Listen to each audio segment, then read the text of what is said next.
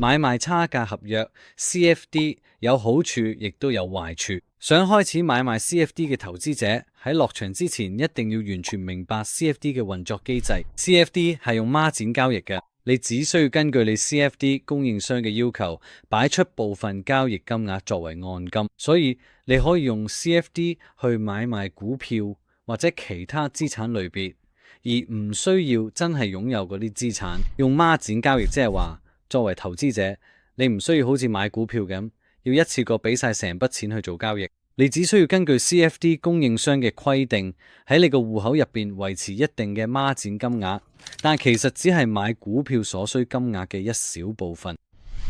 舉個例子啦，如果你想買5股 XYZ 公司嘅股票，每股200蚊，你就要俾1000蚊。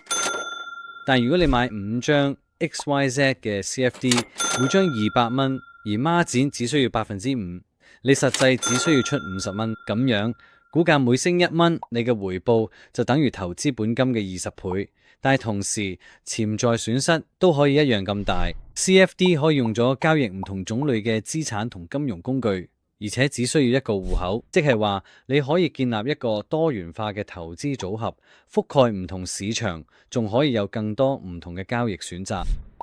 股票、指數、商品、行業，仲有好多其他選擇。CFD 係一個幾吸引嘅金融工具選擇，作為其他投資產品嘅替代品，所以 CFD 可以俾你探索更多唔同嘅投資選擇。另外，好多 CFD 追蹤嘅資產，即係所謂擴標嘅資產，都係全天候交易。加上你可以設定自動化交易，例如喺某個價位或者某個時間賣出 CFD， 佢就可以減低持倉過夜嘅風險。你都可以透過做空 CFD 嘅價格或者市場下跌時賺錢。例如你可能會對買入單一股票有冇顧慮，所以你可以唔使買股票，改用 CFD 去做空某隻股票，甚至係整個指數，咁就可以喺市場下跌時賺取潛在利潤。CFD 係一種機制，無論市場點變或者你用咩策略，都可以令你成為一個主動參與嘅交易者。CFD 羅落好吸引，但其實都有啲潛在風險同埋問題，你一定要留意。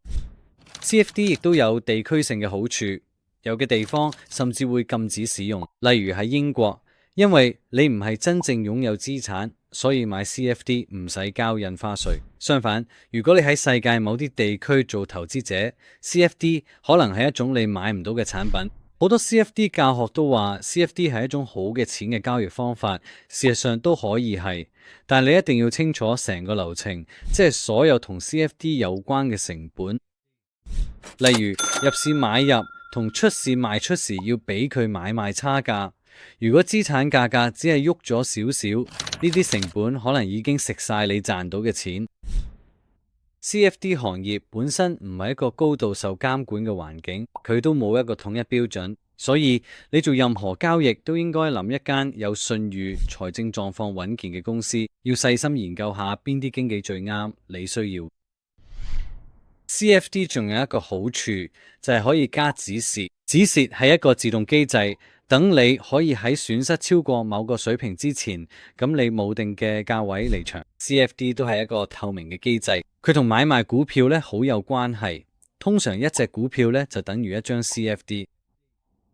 雖然個流程唔算複雜，但好似所有金融產品咁你開始交易 CFD 之前都值得做下資料搜集。槓桿係一個好正嘅方法，可以令你哋錢發揮更大作用。但係槓桿交易有兩面，雖然因為入場門檻細，利潤可以被放大，但係要記住，初始保證金越細，槓桿就越高，所以損失都會以同樣方式被放大。要留意，你要負責用槓桿產生嘅損失，呢樣嘢股票交易係唔會遇到嘅。而且 CFD 供應商都可以改變槓桿水平，所以投資者有機會要再加錢入去。